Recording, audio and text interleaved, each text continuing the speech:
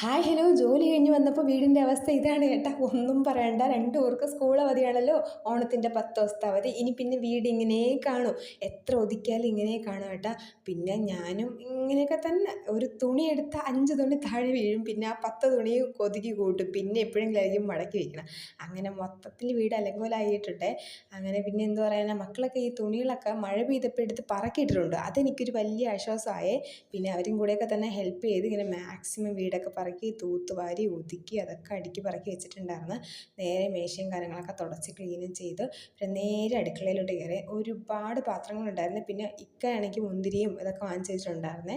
അപ്പോൾ അതൊക്കെ നന്നായിട്ടൊന്ന് വാഷ് ചെയ്ത് ഫ്രിഡ്ജിലൊക്കെ ഒന്ന് അടുക്കി പറക്കി വെച്ച്, ഞാനില്ലാത്തപ്പോഴായാലും അവരെടുത്ത് കഴിച്ചോളുമല്ലോ. അങ്ങനെ അതെല്ലാം സെറ്റാക്കി വെച്ചിട്ട് പിന്നെ നേരെ വന്ന് പിന്നെ തൂത്തൊക്കെ വാരി കുറച്ചും കൂടെയൊക്കെ ഒന്ന് ഒതുക്കാനുണ്ടായിരുന്നു. ഈ പേപ്പറൊക്കെ വെട്ടി വെട്ടി വെട്ടി ഇങ്ങനെ ഇവർ എന്തെങ്കിലുമൊക്കെ ക്രാഫ്റ്റും കാര്യങ്ങളൊക്കെ ചെയ്യുക, അതാണ് അത്രയും പേപ്പർ കേട്ടാ. പിന്നെ അതെല്ലാം കഴിഞ്ഞ് നേരെ പാത്രം കഴുകില്ല. ഏറ്റവും ഇഷ്ടമില്ലാത്ത കാര്യമാണ് പാത്രം കഴുകൽ. പിന്നെ എപ്പോഴും എപ്പോഴും ചെയ്യണ കാര്യം അത് തന്നെയാണ്. ഞാൻ വിചാരിക്കുന്നത് എന്താ, പ്രസവിച്ച് കൂട്ടുന്നതാണോ എന്ന്. ഒന്നിട്ട് ഒരു ചായ ഉണ്ടാക്കിയാൽ തന്നെ ഒരു 5 പാത്രം കാണും, എൻ്റെ പൊന്നോ പറയണ്ട. പിന്നെ അതെല്ലാം കഴുകി ഒതുക്കി വെച്ച് പിന്നെന്താ, ഇന്ന് കാപ്പിക്ക് രാത്രിത്തേക്ക് അപ്പമാണ് കേട്ടോ. അപ്പത്തിൻ്റെ മാവ് വാങ്ങിച്ചിട്ടുണ്ടായിരുന്നു, പിന്നെ കടല വെള്ളത്തിട്ടുണ്ടായിരുന്നു, പിന്നെ അപ്പം ഉണ്ടാക്കി, കടലക്കറി ഉണ്ടാക്കി, കുറച്ച് മുട്ടയും പുഴുങ്ങിയിട്ടുണ്ടേ. അനിയന്മാർ നൈറ്റ് ഇവിടെ നിന്നാണ് കഴിക്കണത്, ഉച്ചയ്ക്ക് നൈറ്റൊക്കെ. അപ്പോൾ അവർക്കും കൂടെ കരുതിയിട്ടാണ് ഇത്രയും ഉണ്ടാക്കിയത്.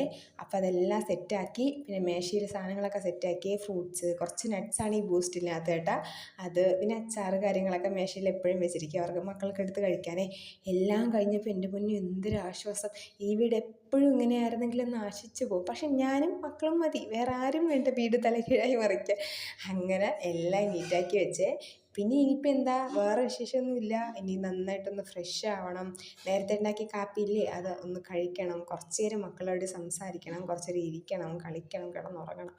അല്ല, കുറച്ച് നേരം മക്കളായിട്ടൊക്കെ ഇങ്ങനെ കളിച്ച് കുറച്ച് അവർക്ക് ഇങ്ങനെ കുറേ നേരം സംസാരിക്കാൻ കാണുമല്ലോ, എന്തെങ്കിലുമൊക്കെ പറയാൻ കാണും. അതൊക്കെ നമ്മൾ കേൾക്കണമല്ലോ.